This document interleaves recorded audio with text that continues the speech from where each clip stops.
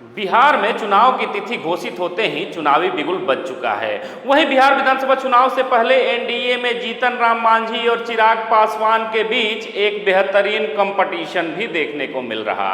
Competition यह है कि दोनों ही नेता ज्यादा से ज्यादा सीट हासिल करने के लिए दबाव वाली पॉलिटिक्स कर रहे हैं।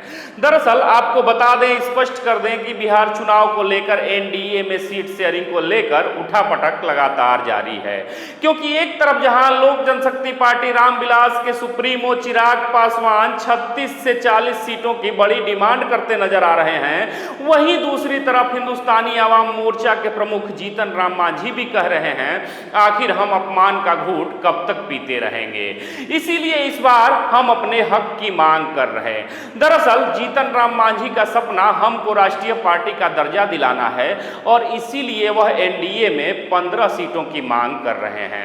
हालांकि एक तरफ से देखा जाए तो जीतन राम मांझी की डिमांड सही भी है, क्योंकि अगर बिहार के पिछले विधानसभा चुनाव 2020 पर नजर डालें तो जीतन राम मांझी का दावा कुछ ज्यादा वजनदार नजर आता है, मजबूत नजर आता है।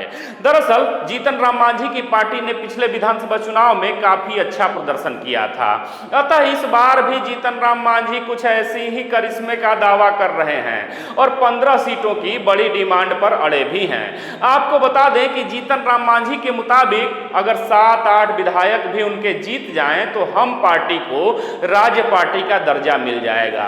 वहीं मांझी को यह भी अपमानजनक लगता है कि 4 विधायक, 1 पार्षद और खुद सांसद होने के बावजूद भी उन्हें चुनाव आयोग की बैठकों में नहीं बुलाया जाता है।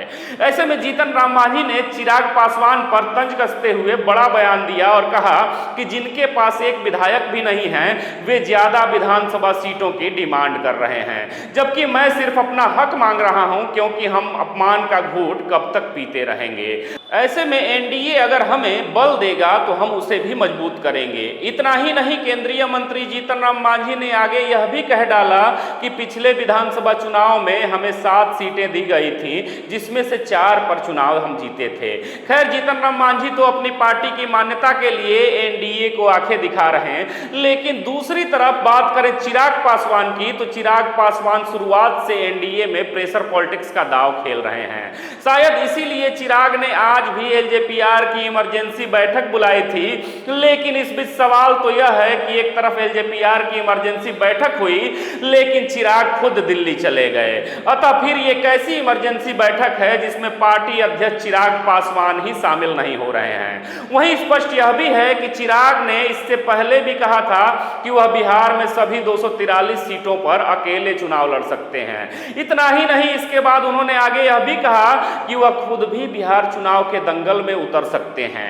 वहीं इस बीच चिराग यह भी लगातार कहते रहे हैं कि वह एनडीए के साथ ही रहेंगे, लेकिन फिलहाल प्राप्त जानकारी के अनुसार आपको बता दें कि एनडीए में चिराग पासवान 36 से 40 सीटों की बड़ी मांग कर रहे हैं, जबकि उन्हें केवल 20 से 22 सीटों का प्रस्ताव दिया गया है। दरअसल एनडीए में बीजेपी का मानना है कि पिछले विधानसभा चुनाव में चिराग पासवान ने 135 सीटों पर अकेले उम्मीदवार उतारे थे, जिसमें केवल 1 सीट पर उन्हें जीत मिली थी। वहीं 110 सीटों पर चिराग पासवान के प्रत्याशियों की जमानत भी जब्त हो गई थी। ऐसे में इस बार एनडीए में सीट बंटवारे को लेकर रणनीति लगभग तय मानी जा रही है, क्योंकि आला कमान बीजेपी और जेडीयू ने यह तय कर दिया है कि अन्य घटक दलों को कितनी सीटें देनी है या नहीं देनी है। लेकिन इस बीच यह देखना दिलचस्प होगा कि सीट शेयरिंग के प्रेशर पॉलिटिक्स के बीच आखिर मांझी और चिराग में कौन कंपटीशन जीतेगा। चिराग और मांझी में किसकी महत्वाकांक्षा पूरी होगी, किसे ज्यादा सीटें मिलेंगी। इस पर आप क्या सोचते हैं, आप भी जवाब जरूर दीजिएगा। फिर से मिलेंगे एक नए वीडियो में, तब तक देखते रहें खबरों खिलाड़ी। जय हिंद, जय भारत।